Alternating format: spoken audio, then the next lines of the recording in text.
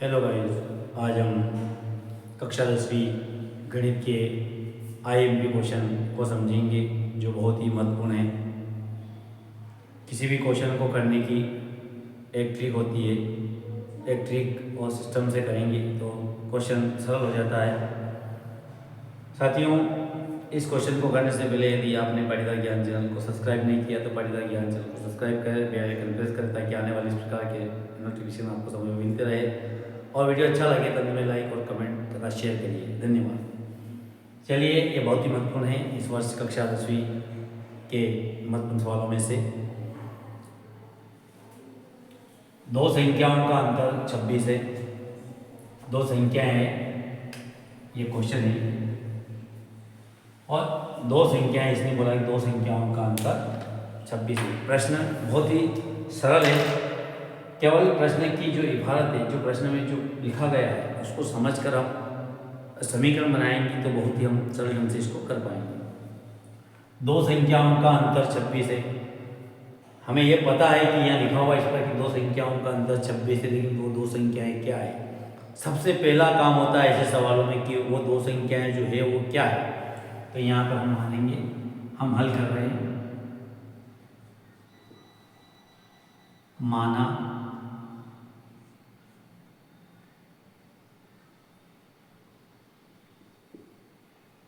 संख्याएं x और y है।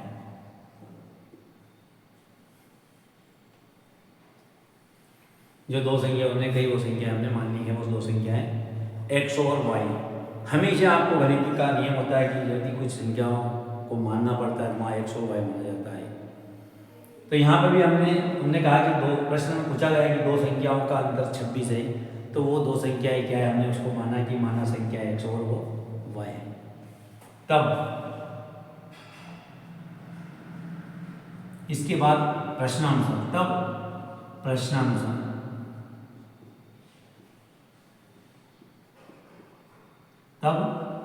प्रश्नानुसार ये लिखना बहुत ही आवश्यक है, क्योंकि प्रश्न के अनुसार हम चलेंगे। यहाँ दो संख्याओं का अंतर 26 कहा गया है तो हम 26 ही लिखेंगे, न कि 24 लिखेंगे। अर्थात प्रश्न में जो कहा गया है उसके हिसाब से हमें चलना होगा। तो यहाँ पे दो संख्याओं का अंतर 26 है और हमने दोनों संख्याओं को माना कि एक संख्या x और दूसरी y है। तो यहाँ पर हम प्रश्नानुसार लिखेंगे, एक संख्या x है और दूसरी संख्या y है। इनका अंतर, यानी हमने संख्या को हमने लिखा एक संख्या x और दूसरी y है, इसका अंतर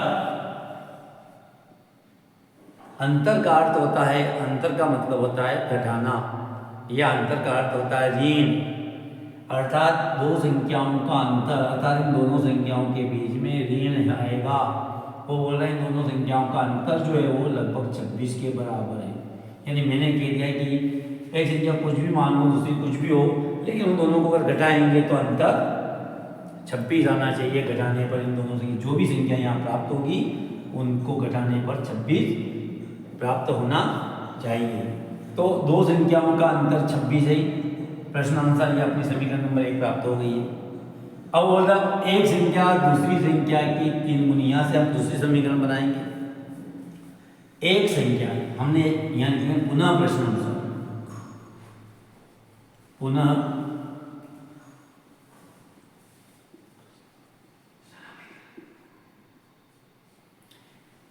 क्योंकि यहाँ से यहाँ तक की जो संख्या हमने लिखी है, इससे एक प्रश्न एक इबारत बनी।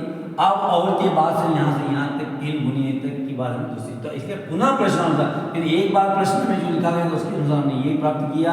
अब पुनः प्रश्नानुसार हम यहाँ शुरू करें, एक संख्या दूसरी संख्या की, यानी एक संख्या हमने क्या मानी x और दूसरी संख्या हमने क्या मानी, पुनः उसको फिर लिखेंगे। एक संख्या दूसरी संख्या की 3 गुनी, अर्थात एक संख्या दूसरी संख्या की 3 गुनी, यानी 3 का गुणा कर देंगे। यानी एक संख्या दूसरी संख्या की 3 गुनी है, अर्थात 3 गुनी मतलब 3 का गुणा कर देंगे। और यदि इसके बीच में कोई निशान नहीं है तो अर्थात ये अपने आप में 3 गुना ही है। अर्थात किसी भी संख्या के बीच में कोई निशान नहीं है तो समझना चाहिए कि इन दोनों संख्याओं के बीच में आपका गुणा हो रहा है। ये आपकी समीकरण प्रश्नानुसार पुनः प्रश्नानुसार, यानी यहाँ से लगा करके यहाँ तक की जो हमने पढ़ा है उसके अनुसार ये दूसरी आपकी समीकरण बनी। अब इससे हम एक्स और वाई के जो हमने माने थे वो मान हमको निकाला और कुछ नहीं करना। जो दो संख्याएं हमने मानी है वो दो संख्याएं क्या थी, जिसका अंतर 26 है, और उनका गुणा करें तो ये आगे की संख्या जो ये गुनी इससे 3 गुनी ज़्यादा है, दूसरी संख्या पहली संख्या से 3 गुनी है। तो यहाँ पर हम x का मान समीकरण नंबर 2 से 1 में रखें, क्योंकि x का मान अपने पास अपने आप में 3 ये मान लिया हमने। तो अतः अब x का मान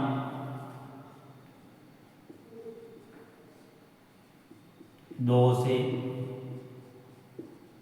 1 में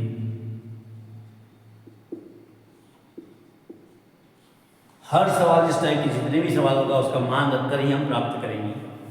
तो यहाँ पर हम देखेंगे x का मान 2 में रखने पर, x का मान अपने पास क्या है 3, अर्थात ये x का मान 1 में रखने पर हम 1 में रख रहे हैं। तो समीकरण नंबर 1 में हम मान रखेंगे x ऋण y बराबर 26। जहाँ पे x लिखा हुआ उसका मान 3 है, अर्थात जहाँ x लिखा हुआ है उसकी जगह x न लिखते हुए हम 3y लिखेंगे, क्योंकि यहाँ लिखा गया x बराबर एक प्रकार से 3y के बराबर, यानी x को हम 3y मान सकते हैं, बराबर समझ सकते हैं, ऐसा इस समीकरण में हम समझ रहे हैं। तो यहाँ पर x की जगह जो 3y लिख सकते हैं, तो x का मान क्या है 3y, तो हम लिखेंगे 3y। 3y x की जगह लिखेंगे, x का मान जो लिख दिया 3y ऋण y ऐसा लिखेंगे, बराबर जो 26 है वो भी हम यथावत लिखेंगे। अब 3y हमेशा हमने देखा कि 3 में से 2 गए तो हमारे पास 1 बचते हैं, तो यहाँ पर भी 3 और यहाँ कुछ भी y नहीं है, जिसकी आई कोई संख्या उसको 1 माना जाता है, अर्थात 3 में से 2 गए तो 1, अर्थात 3 में से 1 गया तो 2, 3 में से 1 गया तो 2, पर वो 2 क्या, वो 2 y है, वो 2 क्या है y है, जिसके आगे कोई संख्या नहीं होती है y है। यदि मैं इस एक को साफ भी कर लूँ और आपसे कहूँ कि ये y कितना है, तो आपको कितना दिखता है 1y, अर्थात ये अपने आप में 1y है। 3y में से 1y हम घटाएंगे तो हमारे पास 2y बचेगा, 2y बराबर हमारे पास कितने बचे 26। तो जो इंटू की संख्या होती है वो हमेशा नीचे जाती है संख्या के, यहाँ पे 2y 26 बटे कितने लिखेंगे, ये जो 2 होते हैं वो हमेशा यदि इंटू में है तो, यदि प्लस में होंगे तो पीछे जाएंगे, माइनस में होंगे तो पीछे जाएंगे, परंतु यदि इंटू में अगर ये संख्या है तो ये नीचे आएगी। अब 2 से काटेंगे, 2 एकम 2, 2 एकम 2 ने 2 दिया 6, यानी y का मान जो अपने पास आया वह 13 होगा। ये y का मान अपने पास 13 आया। अब इस y का मान जो अपने पास 13 आया है, पहले हमने x का मान समीकरण 2 में 2 से 1 में रखा, अब जो y का मान आया वो समीकरण नंबर 2 में रख देंगे, क्योंकि 1 का काम पहले 1 में रखने पर अब 2 में रखेंगे जो मान प्राप्त हुआ हो। तो हम यहाँ लिखेंगे, आगे जो इसके बाद जो स्टेप है वो मैं साफ करके यहाँ लिख रहा हूँ, इसको आगे समझिए आप। y का मान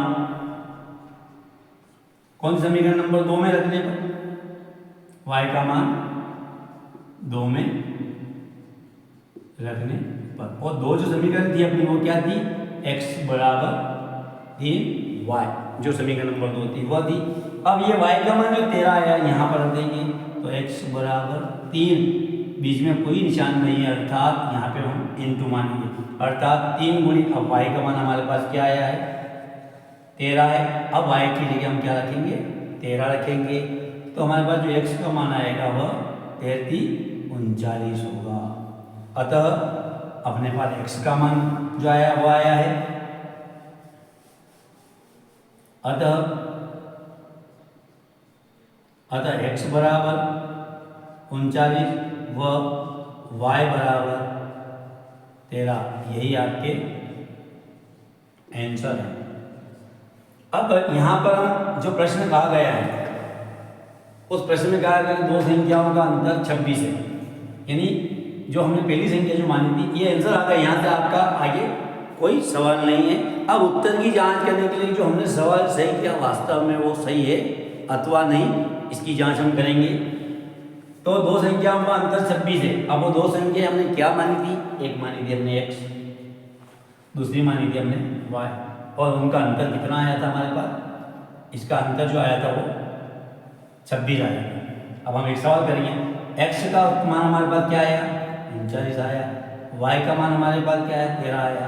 अब 39 में से 13 घटा हो तो आपके पास जो 26 उत्तर आएंगे, इसका मतलब ये हुआ कि हमारे पास जो x का मान 39 और y का मान जो 13 आया वो सही है।